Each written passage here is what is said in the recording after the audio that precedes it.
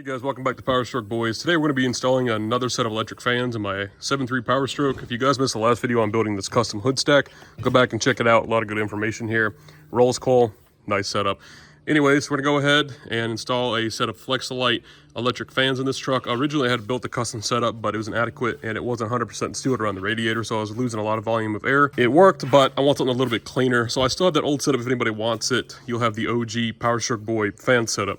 So you guys can see, went ahead, took the stock clutch fan off. I took the shroud out. If you guys go back, I believe it's been about a year now. If you go back and look at a couple of my older videos, you can see a video titled Half Shroud Mod.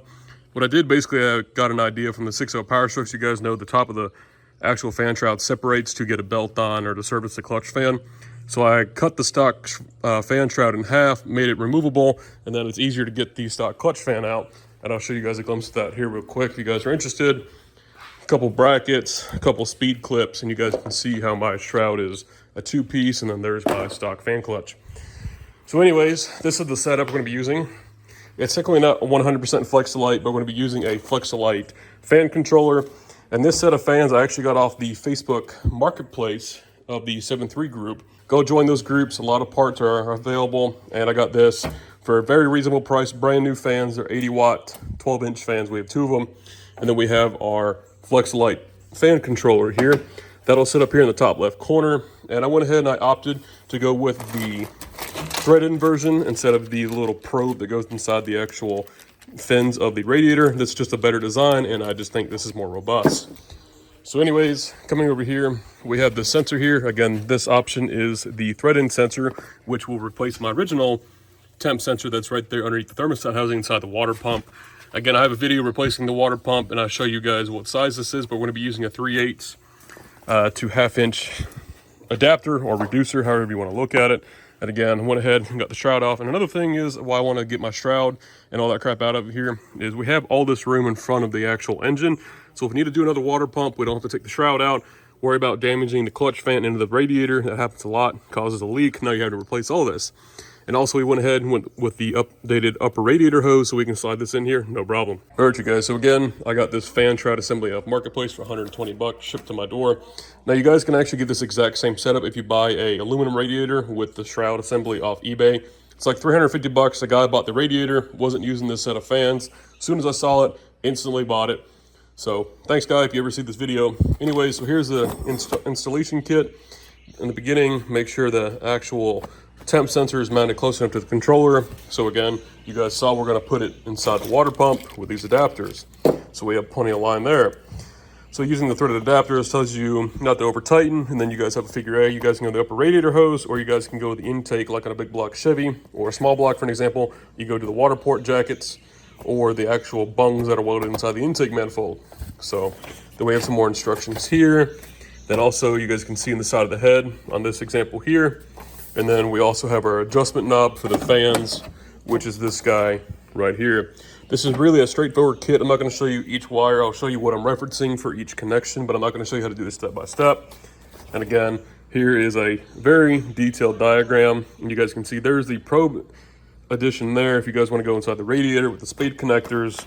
And then we have some more troubleshooting if it's not working, they're not starting up. And then there's your initial startup procedure you guys need to do. I'm gonna go ahead and do a lot of this work off camera.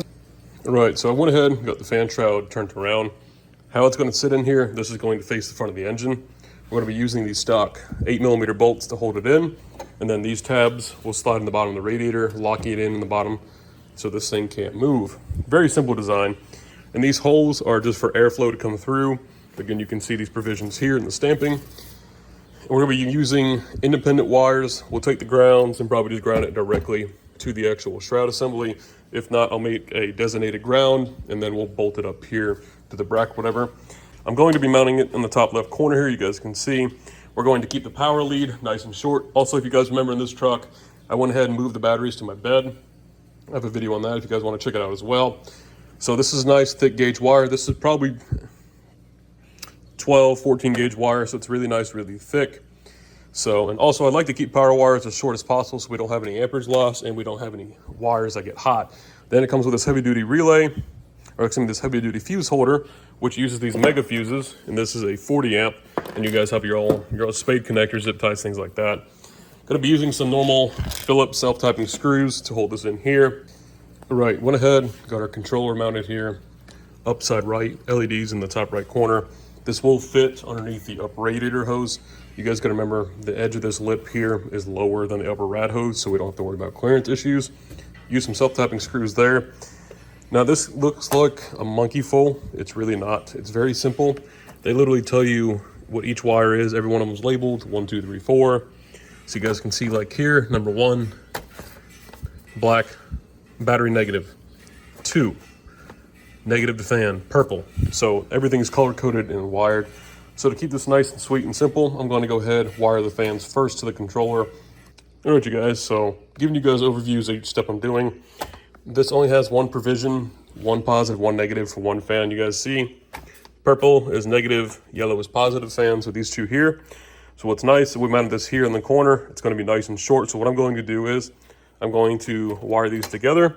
Again, you guys can see how thin this gauge is. This is probably 16 or 18 gauge wire, not really heavy duty. So the Flex-Lite controller is actually more heavier duty wire, which is fine. So you guys can see we have extra wire here. We don't have any yellow and we don't have any purple, but we have red positive, thick red positive we can use. But we also need to keep some for the fuse holder, so I'm probably going to use my own supply of wire off camera. But again, it's not that hard, so we're going to simply take the grounds, black to black, and I'm going to probably put these on a plug. I just like to do everything overkill. I like to complicate things, but just in case I ever need to swap a fan out, it's easy, and I don't have to cut the wires and butt connect everything, so this will get soldered and heat shrunk. All right, you guys, so a little update. I went ahead and then I changed to heavier duty plugs. These other ones were just cheap plastic feeling and I didn't like them. So I went ahead, got these heavy duty 12 gauge ones off Amazon, got some solder, went to the parts store. I got some grade 8 1/4x20 bolts by 1 inch. Obviously, we're gonna probably have to cut these down. And the parts stores are actually starting to carry these nut certs or rivet nuts, whatever you wanna call them. They even have an installer tool, which is this guy here. So I figure we'll give this a shot. Now I have a cert gun, cert gun, whatever you want to call it. I have one here, but I didn't have enough actual certs to put in because I had to take these fans off, and for longevity, preventative maintenance, I like to think 2 steps ahead of everything.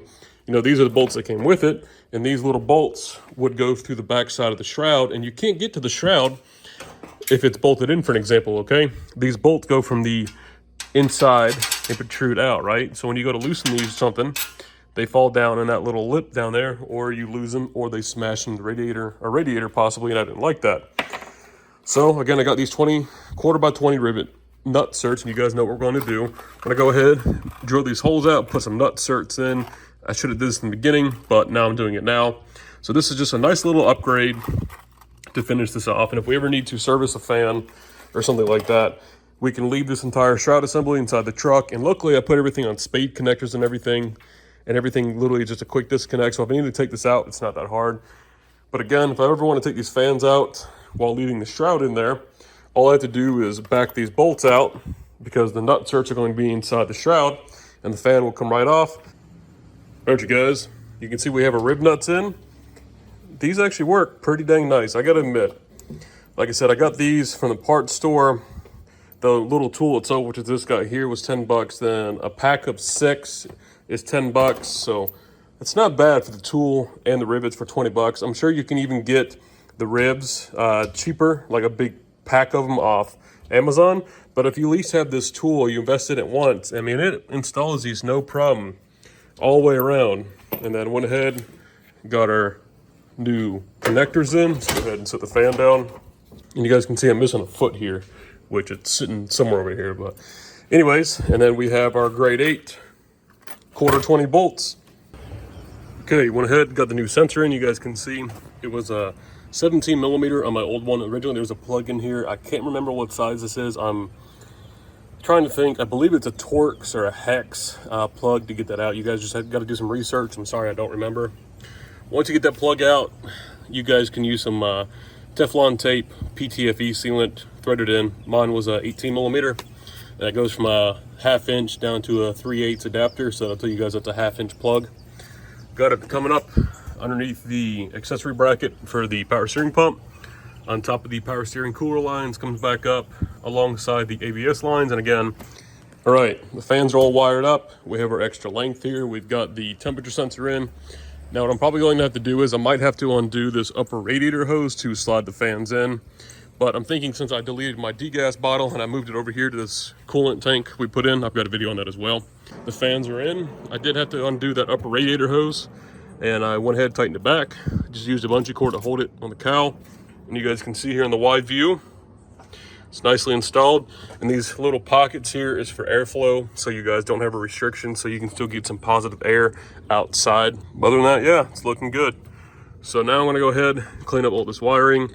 We literally just have 4 wires. We have a temp wire, positive, negative, and we have our fan wire. So really not hard. This should take me no more than another hour or 2.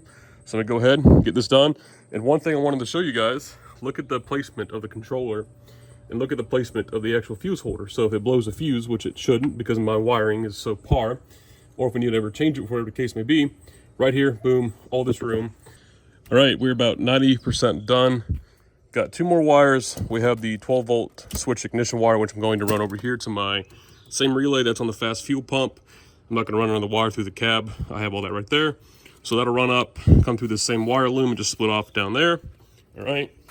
I went ahead and I have our temperature probe wire ran, comes up under the bottom there. It's a little extra slack, but I didn't feel like cutting it to interfere with the sensor or anything. Comes up and it is right there, plugged in with a piece of wire loom. And then our ground is to the stud that holds my intake pipe on. The green wire for the AC compressor signal wire, that's just getting connected on the actual shroud. And that's going to connect right here with this same loom. This yellow wire already goes up and tags into the positive side of the compressor. You guys can do positive or negative on this, doesn't matter. And then once I'm done with that, I'll put all the cladding back here, and then I'll take this red wire and go to the relay. Boom, the fans are reinstalled, all done, nice and clean setup. Wire loomed, just so clean. I couldn't be happier with the end result. So everything's nice and loomed, zip tied up and cleaned, and everything's on a quick disconnect. Again, you guys saw. If we ever need to pull the fans back out, if we need to service them, we just undo a couple bolts, it slides right up, undo the plug, we're good to go. And then if we need to adjust the controller, everything's right here inside this corner, up underneath the radiator hose, and then our sensor is right there inside the water pump. So if you guys enjoyed this video, remember to leave a like, comment down below, please subscribe, make sure you guys follow me over at Instagram at Powerstroke Boys. Thanks for watching, guys. We'll see you in the next video. See ya.